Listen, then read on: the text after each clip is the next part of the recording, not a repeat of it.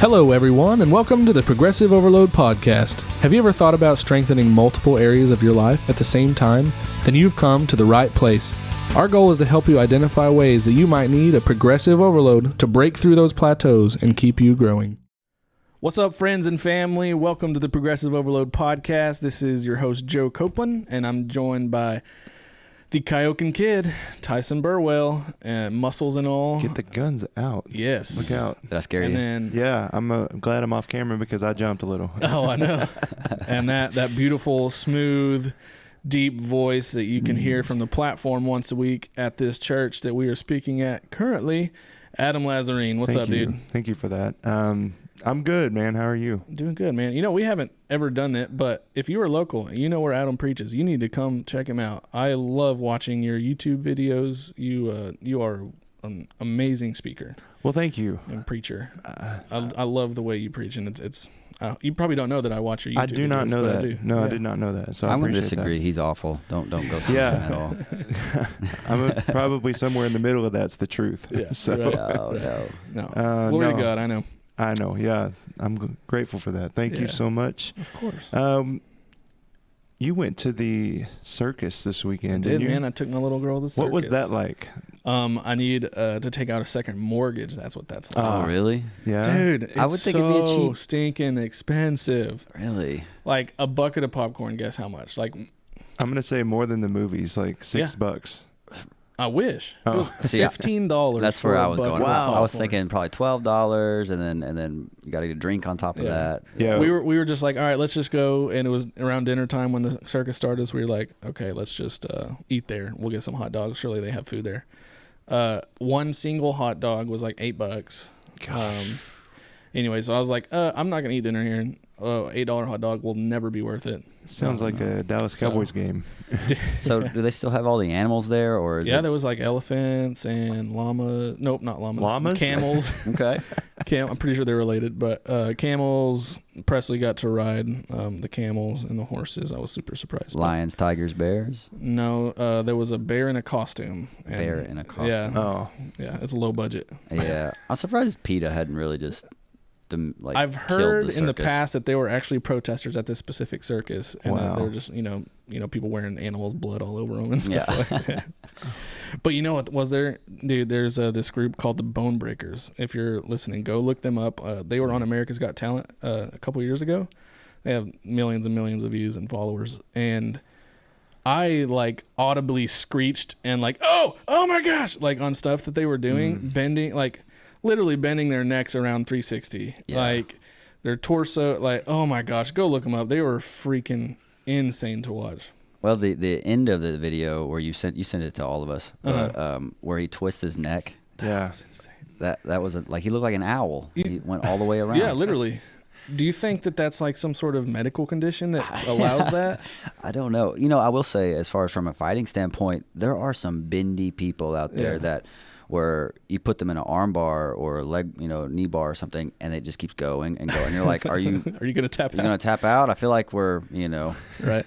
So this is getting weird. Yeah. Yeah. There's some contortion. How do you say it? Contortionists out there. No, so crazy. Hypermobility in the joints, that can happen. That was freaking wild. But not to that extreme. Typically, you don't see that.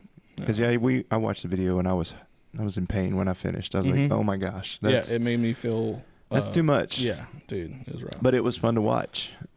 Somebody else doing it, not me. I couldn't finish the video actually. Yeah. I had to. It took 2 attempts, but I got through it. I'm surprised that being a therapist, you're probably used to seeing stuff like that. Huh? I don't know. I guess. Well, normally you're used to seeing the opposite of that. Yeah. And for whatever reason, being on video, I could put myself in there for some reason. Yeah. It wasn't. Yeah. It just seemed painful. How are y'all's workouts going? Go, Tyson. Oh, okay, I'll go. My workouts are primarily actually focusing on others right now. I'm in the middle of training another guy. His name's Guy Ritchie. He's getting ready for his fight. Yeah. And is this his professional debut? No, it's actually his amateur MMA debut. Amateur MMA. Yeah. He's done some smoker fights and some other things, but he's actually full sending it. And sweet. So getting beat up by him, he's 210 pounds, and I'm primarily his main sparring partner, and I do not weigh 210 pounds. So It's been rough, but man, I'm super excited for his debut. Yeah, cool. When is that? So we're actually working on it. He was going to be fighting for the DFA in October. However, that card is being moved to November. Gotcha. But the way his fight camp's kind of going out, man, he's going to end up peaking in October. So I want him to fight in October. Yeah, for sure. You know, for anybody in the sport knows, once you're in fight camp and you're redlining it, you can only maintain that for so long. And then injuries are on their way. So I really don't want to try to prolong his fight camp for that much longer, you know. Plus the weight cutting and all that. How early do you start that weight cut? For him, it started day one, not the water weight, but just shredding some of that fat, you know.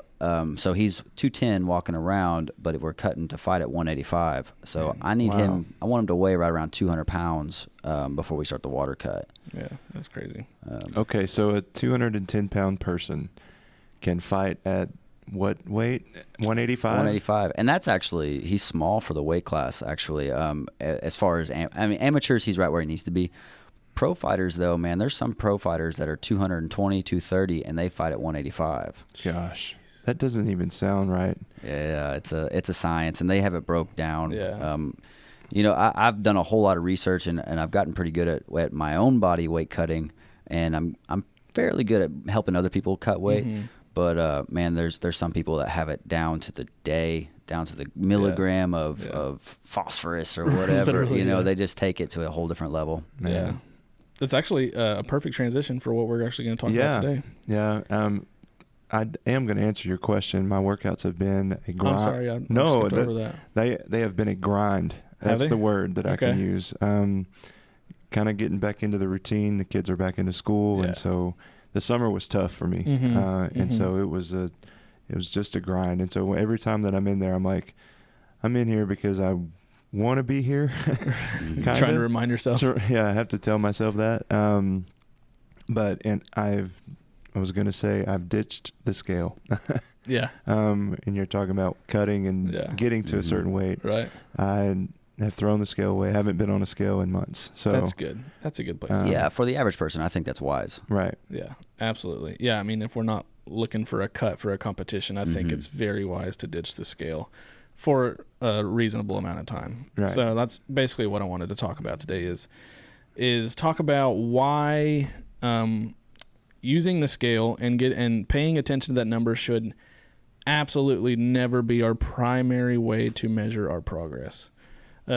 Just think about, Tyson, you probably haven't gone through many times where you're like, well, I guess trying to cut weight. Yeah, that's different. But for someone who's just trying to lose weight because they got a little bit too big or, for health purposes, stepping on a scale every day can be so discouraging.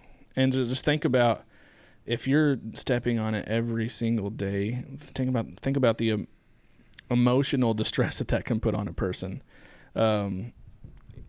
Especially if you use that for your number one way of tracking progress, it can be very defeating way to start the day.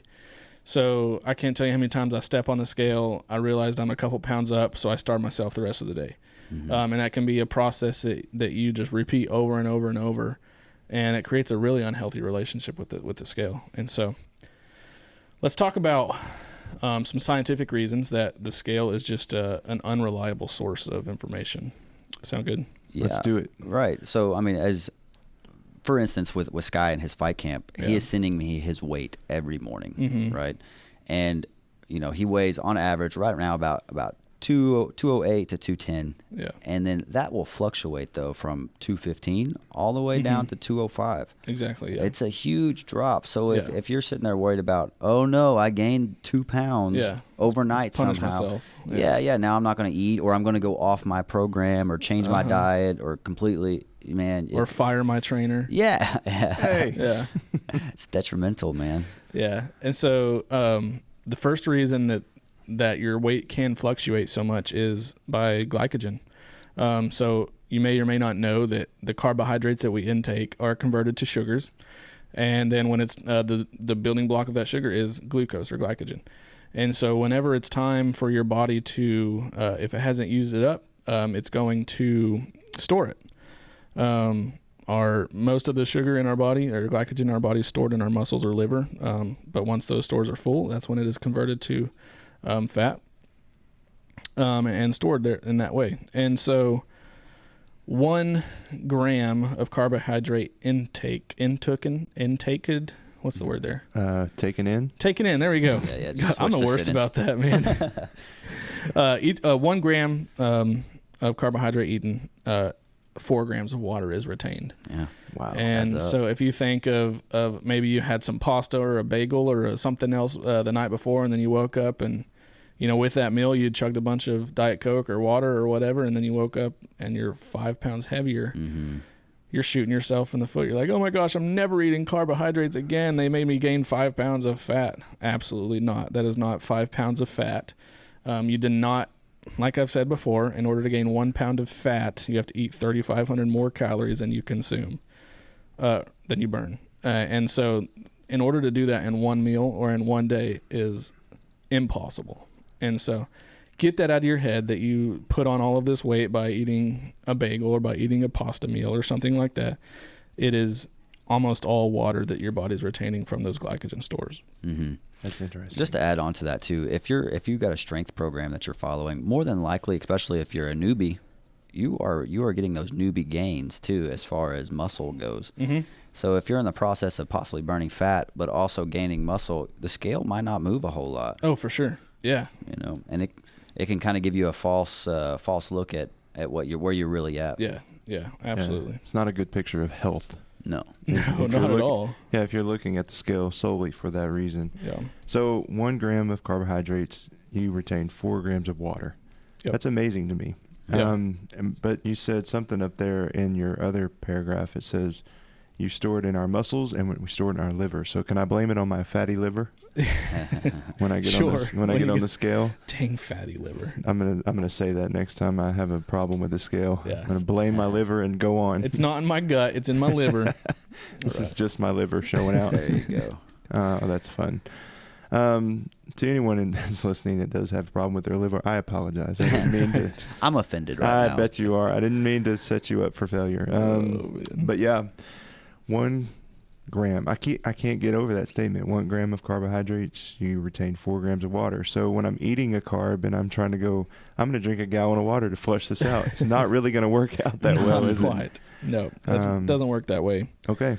Have y'all ever heard of the steroid hormone called aldosterone? Yes. So aldosterone, whatever you want to say it, is a hormone that's secreted by our adrenal glands, and it basically maintains our body's salt and water intake. And so this is just an important factor to pay attention to. If you're, say, one day you have a really, really, really low sodium intake, what your body's going to do is release aldosterone to help to get salt from other sources in your body, wherever that is, to raise your sodium levels again. And then what happens if you if the next day you have a really high sodium diet while your aldosterone levels are spiked, you're going to be a sponge and you're going to soak up so much water. Mm-hmm. And so that's just another way that your body can hold on to that water to mimic a weight gain on the scale, basically. Well, and that's important for us fighters to know too, because after you deplete your body through a weight cut, it's important to make sure you replace those salts those carbohydrates so that you can actually get that water back into your muscles. Exactly. Yep. What's your post weigh-in meal look like before the fight? Before the fight, post weigh-in. Post weigh-in. Oh man, it's kind of a tradition actually. It's funny, but Kelly actually made me one day before sparring I lost the word. What's a patty melt? A patty melt, huh? Yeah, oh, baby. Yeah, and you would think that would just kill my like, oh no, I'm so bloated and fat and everything. For whatever reason, it just like made me a monster in the gym next day. So yeah, so it's in your head, and it's definitely not like my favorite food or at all. But yeah, before fights, that after weigh-ins, I'm eating. Yeah, that's it. Patty melt, man. Okay, interesting. Oh, I got to get me a patty melt now. Yeah. Have you all ever been to Health Fitness Podcast? Freddy's Burgers? No. Have you ever heard of Freddy's? I haven't, no. There's one in Wichita, and they have a patty melt that is to die for, man. So much sodium. Yeah. Anyways.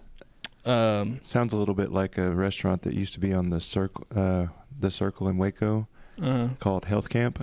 Health Camp. It was called that? Yeah. It was just a greasy spoon. I love it. If I ever owned a restaurant, it would be something like ironic like that. And they had, so much salt, so much, crazy stuff. To be fair, I also eat up some good vegetables and stuff to go with it. I bet. I do.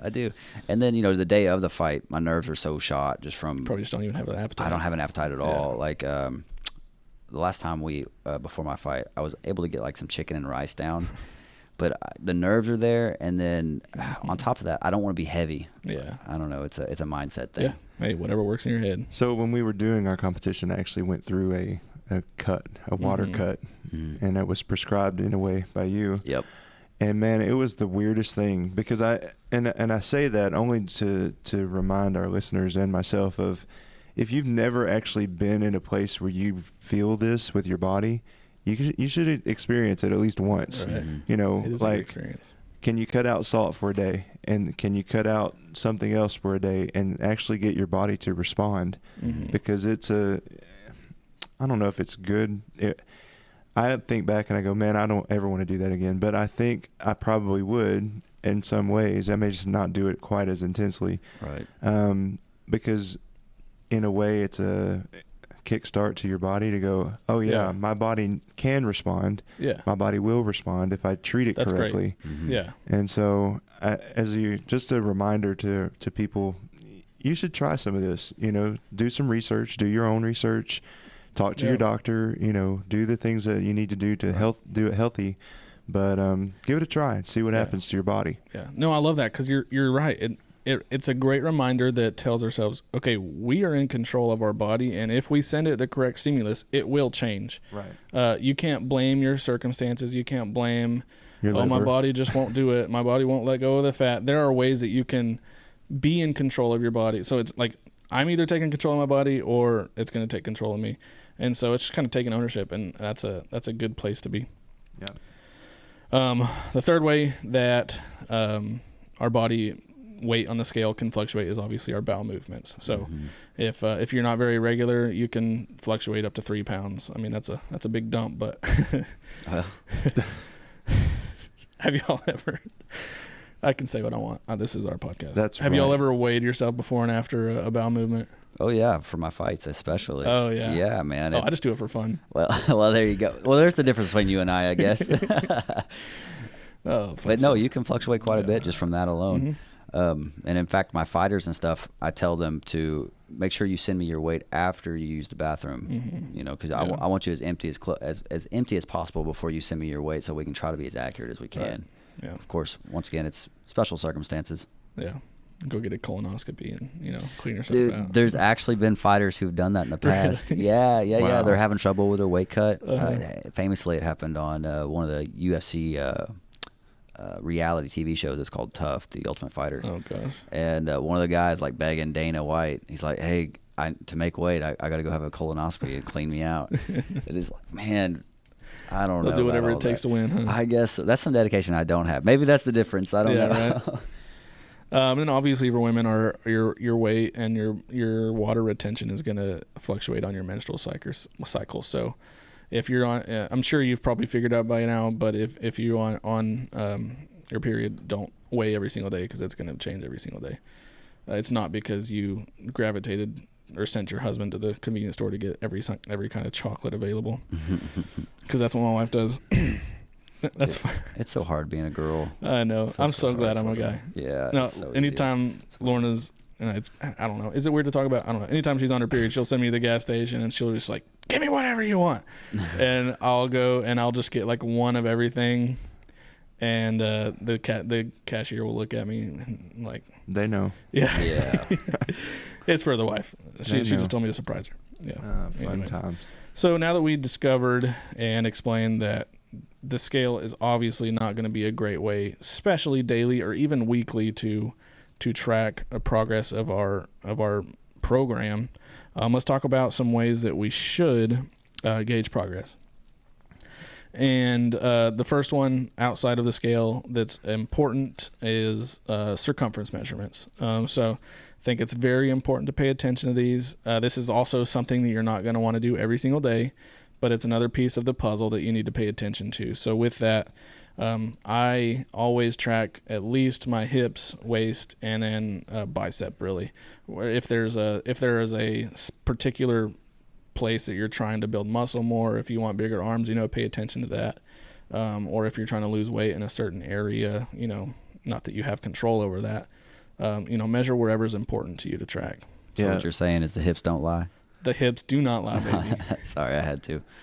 So the thing about measuring that you want to remember is you want to have it done by somebody that knows what they're measuring, and you want it to be the same. It's got to be consistent. You got to have the same measurement 6 weeks from the time that you did it the first time, the same way that you did it the first time. And if you want to do it yourself, it's not that hard. Just make sure that it's consistent. So make a note where you do it. So like the way I do it is I do my waist measurement at my belly button, and then let my hip measurement be the widest part of your hips. So the biggest part of your butt, basically, the widest part there, and then your belly button. I mean, that's a great place to. So do you find that this measurement can also kind of fluctuate a little bit depending on bloating and that kind of thing? If you're a woman and you tend to bloat, or a man, I guess, but so hard to being a girl, man. I know. I don't see very much fluctuation in this. People might blame it on bloating or something like that, but if you're bloating a full inch, something is wrong with your GI. Go get checked out. Something figured out. Yeah. So that's important to track. Body fat percentage is obvious if you don't have the means to understand, but if your gym has like an in-body, or like we have it's a scale, bioimpedance scale. It's not super accurate, but it is good for comparison from month to month. As long as you're also consistent with it, doing it at the same time of the day, while you're hydrated, stuff like that. These scales have actually gotten pretty cheap too. Like you can buy them on Amazon for like $25-$30. Yeah, the bioimpedance ones are for sure. Pictures, before and after pictures, are really important. This is something I did not take when I kind of first started this last kind of body recomposition plan. Now you wish you had. I know. So I like go on Facebook and try to find some that it was posted to me or something like that. But I don't have any like real good ones, and I strongly recommend them. I think they're really important to help remind yourself, like, okay, I've put in the work. I don't see changes when I look in the mirror, but I can see changes when I look at, the before and after kind of pictures. So this may go into the non-measurable category, and I know we're talking about measurables. Yeah. But if you don't have pictures, try, seeing someone that you haven't seen in about 6 months, right? Yeah. And let them tell you the picture, that they see, because you don't see it any differently. Exactly. I don't know. My friends are mean. See, you look awful.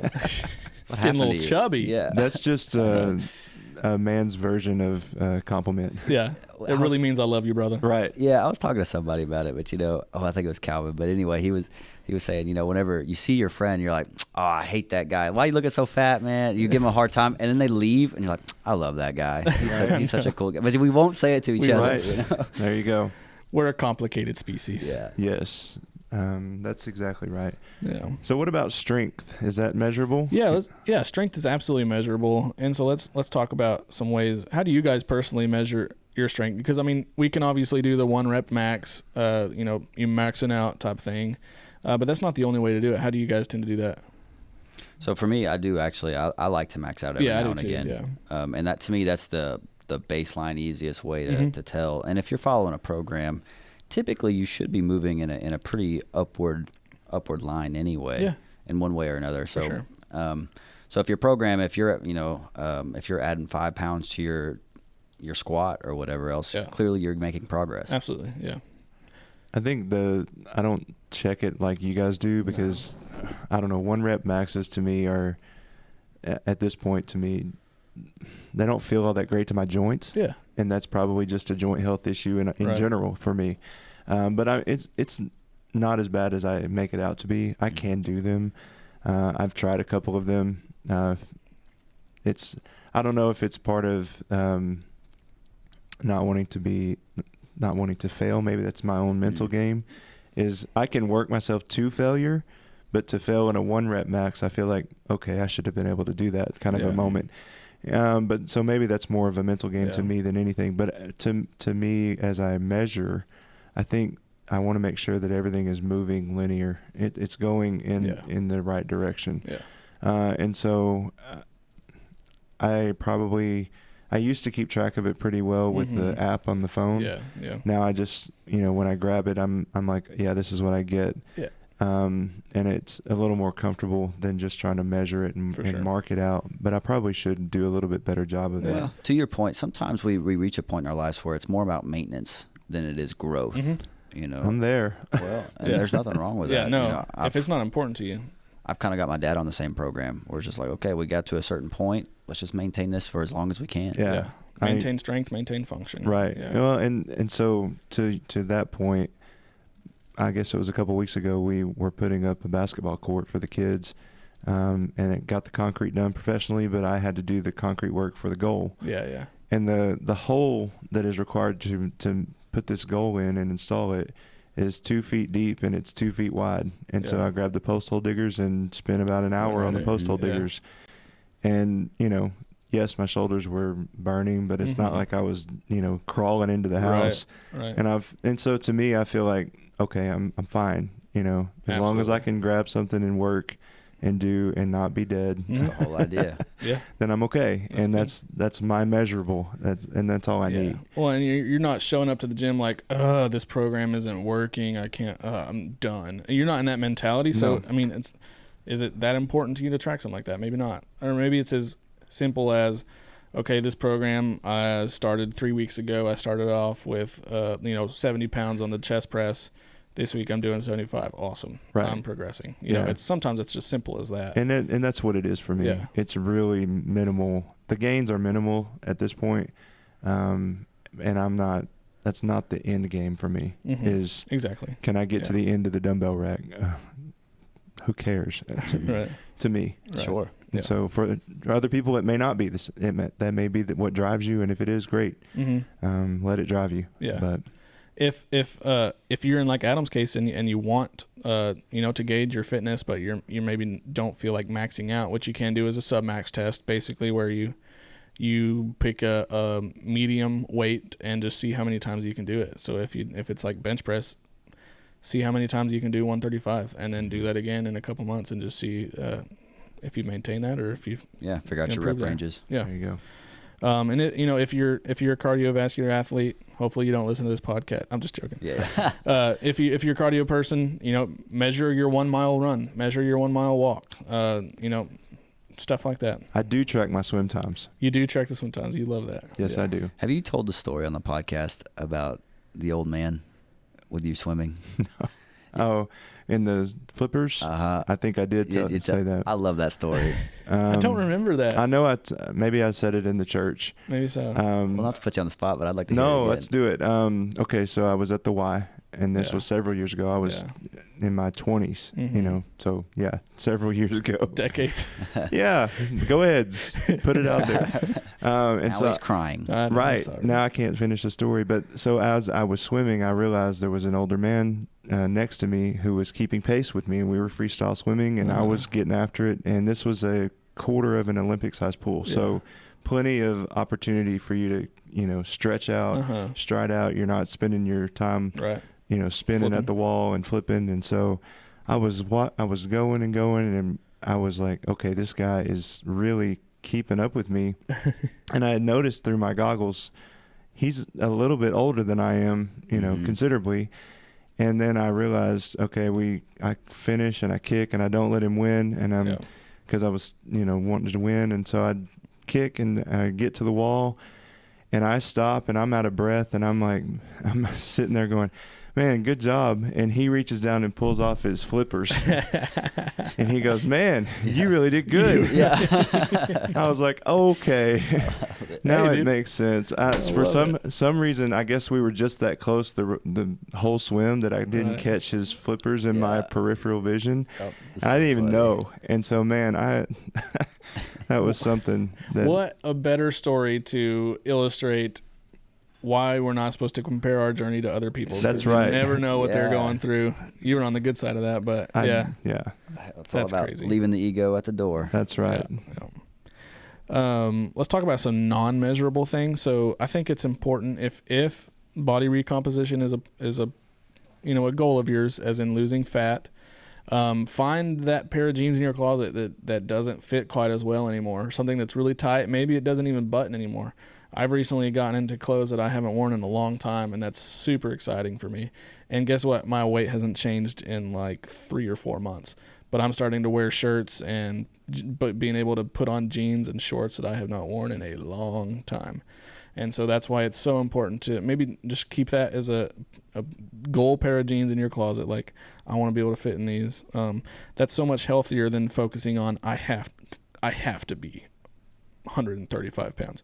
Because guess what? The weight that I was at when I fit into those jeans last was probably about 30 pounds less than what I'm at now. Yeah. But I'm able to fit in them now because of the muscle I've been able to put on. And so that's just I think everybody should do that. So here's the thing. Even though we've kind of poke fun at it's hard to be a woman.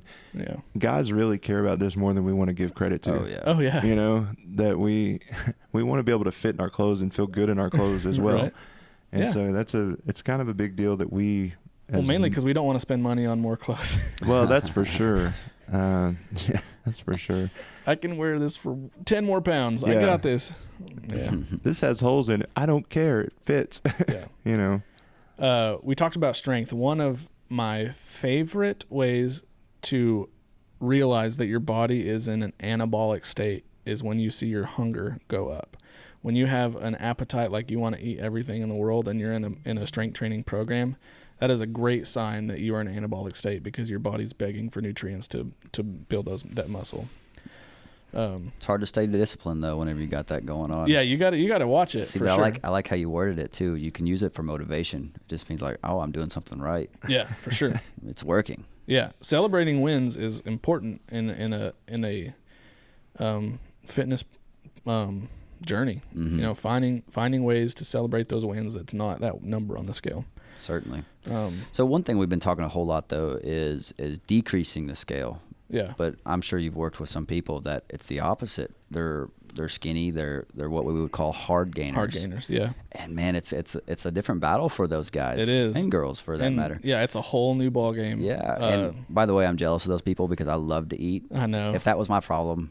See, I see you as that though. Yeah, but I work really hard. You saw what I ate for lunch today. Yeah, that's true. Like I work really hard to keep my six pack. For sure. Yeah, you do. I honestly, in 8 years of training, I have never had one person hire me to try to gain weight. Really? Yeah. I've had people, tons of like high school kids come to me and say, hey, how can I do this? And I'll give them advice. But I've never had somebody hire me to help them do that. Yeah. It's interesting. Probably just because the setting of the work that I'm in, there's not a lot of people like that. Well, and I would say, yeah, like you said, we're working more of a health facility. Yeah. And it's not really bad for your health to be too skinny unless it's like detrimental skinny. Yeah. Well, I mean, at the same time, there are a lot of skinny fat people. Oh yeah. You may look small. You might fit in really small clothing. Go get your blood work done, and it looks bad. Exactly. Yeah. That's honestly a more common case than you'd probably think. Sure. So again, it's never about just how it looks on the outside. No. No. It's always the work that's being done on the inside is critical. Yeah. And exactly, like one of the most amazing things that I've gotten from this last kind of thing that I've gotten into is the improvement of my confidence. Excuse me, I'm not crying. I had a burp. And to me, the boost in my confidence that's enough for me. Like, I don't care if I'm changing. Like, I don't care if I'm, blah, blah, blah. If I can feel better about myself, that's a win for me. And that'll motivate me to keep on going, And I gotta say, man, from really, truly, from the bottom of my heart, you look awful. Just completely awful. I was thinking I was about to get the first compliment ever from Tyson. That was, remember? I was about to cry. Yeah, that was the compliment. That was the compliment. Awful. It's cloaked in. Well, you were getting too confident over there, and I just had to bring you back down. Thank you. What would we do with that? Shout out to Dustin. Yeah. It makes me think of Dustin. Wherever he's at working. He's a cocky dude, and I love it. It is much better than self-conscious Dustin. I need him here. I'll bring him down a couple pegs. Yeah, right. No, he called me out on the last episode. He was like, "Joe, I'm catching you. You better get it together." Yeah. Oh my goodness, I love that guy. I know he's doing good. Have y'all? what's your confidence level like, Adam? Have you felt a pretty big boost? I don't know. For me, I like to consider myself a pretty self-aware guy anyway. And, done the work in shame management and right. Is that a good way to put shame that? management. Put the work in there. So my confidence doesn't really come from my strength or the way I look anyway. Yeah. But it does help. It doesn't, it doesn't detract from that either. Yeah. And so, I can say, it's nice to be able to go in and pick up weights and do what I need to do and want to do and not feel like, that I have to compete with anybody. So it just becomes another mental game with myself. Yeah. And so I'm good with that. That's good. So I'm probably on the other end of that because of the profession that I'm in. Probably. Being an overweight trainer, that's been something that that dragged me down for a long time. So in the same breath, though, you could easily fall into the trap of watch other pastors and how they do things and how they run church and how they can facilitate and articulate a sermon, and I'm like, I'm probably not that good. And so it manifests itself in different ways for me, but in the weight room I feel pretty confident. Yeah. So that's good. I'm good. Cool. Oh man. Well, y'all have anything else? I mean, just going back on the confidence thing, for me it's definitely if I'm in the weight room, I tell this to my fighters, you'll never regret going to the gym. It's so hard going there at first, but once you actually leave, you're never going to say, man, I wish I didn't go to the gym today. Nobody ever said that. And for me, it's building momentum. I know y'all talked about that in the past, but it's your confidence is that way too. The more you show up, the more you eat right, the more you stay on your program. Yeah, the confidence just builds as a snowball effect. Yeah, for sure. And that's why you need friends like me that constantly cut you back down so your head fits through the doorway. That's true.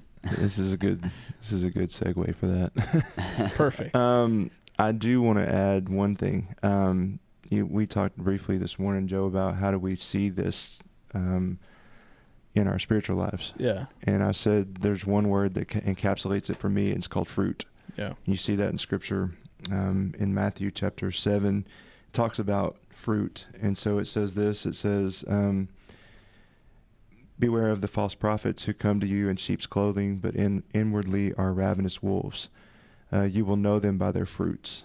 Yeah. And then it goes on, grapes are not gathered from thorn bushes, nor figs from thistles. So every good tree bears good fruit, but a bad tree bears bad fruit. A good tree cannot produce bad fruit, nor can a bad tree produce good fruit. Yeah. And so you think about that in our bodies, in the way that we treat our bodies, and what even back to how we were very beginning, what we do to take control of our bodies. Yeah. When you do things right, a good tree is not going to produce bad fruit. Yeah, and, exactly. And you have the opportunity in your body to reverse that. You have the opportunity spiritually to also put a stop to that. Yeah. And so I want to throw that out there and let that kind of resonate, just because I think it's critical that you're going to know the work that you're putting in by the fruit that you're getting. Yeah. And it's true whether you're in the gym, it's true whether you're in the church, it's true whether you're just in life in general.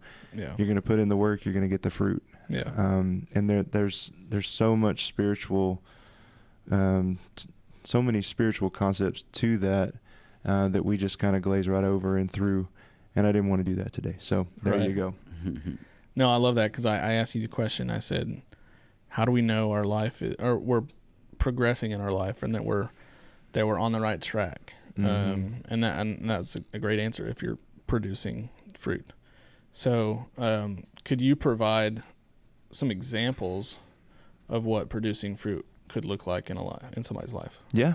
I think it kind of will go back to what you showed me, a video of a person that was saying some good things, but from a scriptural standpoint, they didn't line up exactly with how you should interpret those things. Right. And so it goes to, if you're going to bear fruit in your life, it's going to be, spiritually, it's going to be in alignment with Scripture. It's going to be in alignment with God's will. It's going to be in alignment with just how people see you. Have you ever looked at somebody and gone, they say they're that, but they're not that because of the fruit that they show you. Yeah. Words are cheap. Yeah. And so you're going to have to look deeper than just the surface. And so as you begin to get to know somebody, yes, they're going to have flaws. Yes, they're going to mess it up sometimes. Yes, they're going to, our sinful nature is still part of us. Yeah. But you're going to have to you will begin to see fruit that you may not have before. As they begin to align themselves with God, they're going to bear fruit, and it will be evident. Yeah, that's good. I was glad I was able to show you that reel this morning. I almost posted a reel this morning that had an audio of Steve Harvey speaking to the cast of Family Feud, and he was basically just saying, like, if you ask God for something, he's going to put it in the mail, but he's not going to tell you when it's going to arrive. So basically saying, if he just gave it to you immediately, you would not require to have faith in that scenario. And so I probably just butchered that. And I'm glad I showed that to you, because at first I was like, ooh, I like this. And then the more I watched it over and listened to it, I was like, well, just because God isn't just going to give us everything we ask for, he's going to give it, whatever's in the package might be something that we didn't ask for, but was part of his will. Was that terrible? That was not, it was not terrible. It really wasn't. What he was saying, it was basically all you need to do is wait, because sometimes you don't know when the package is going to arrive. Yeah. My point was, it's not about the package in general. It's about aligning it with what God wanted for you in the beginning. Yeah. And so, and as you do that, the fruit of that would come in. Even the ask is now different. Where I once was wanting and asking for these things of God, now because of the alignment, because of the fruit that I'm bearing, now even the ask is different. Oh, I like and that, the desires of my heart are different. What I want for people are different. Yeah. And so that's the fruit. Good. And so, no, you didn't butcher it. It was okay. And I'm glad you asked me. I'm always willing to answer. I'm very glad. Always willing to answer the questions. Okay, cool. Once again, if you guys would go check out our Patreon account and consider helping us out here, we would love that. And there's a bunch of different avenues that you can use that through. Also, if you listen to this podcast, please go and give us a rating and review on iTunes. It would be wonderful for you to give us that 5-star. If it's 1 star, don't do it. If it's 5-star, you can. This is not like a man compliment. Yeah. This is not a man compliment moment. Right. No, go give us a review. It helps us reach more people. Helps people who scroll past us see a good review and like, ooh, I want to check them out. Anything you can do like that will help us out.